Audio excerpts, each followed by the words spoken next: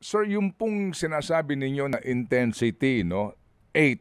Ngayon po kasi we sincerely hope and pray na hindi na madagdagan po itong itong bilang na 1,700 to date, no?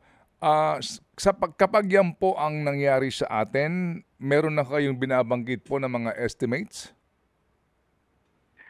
Yung sa atin dito, yung estimates natin for the West Valley Fault, which is magnitude 7.2, yung magnitude kasi natin is magnitude 7.2 lang kasi nakabase yan sa haba ng fault.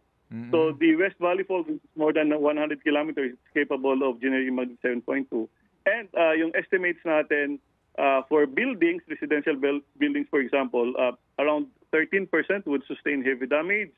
Yung 10 to 30 story buildings, around 11%.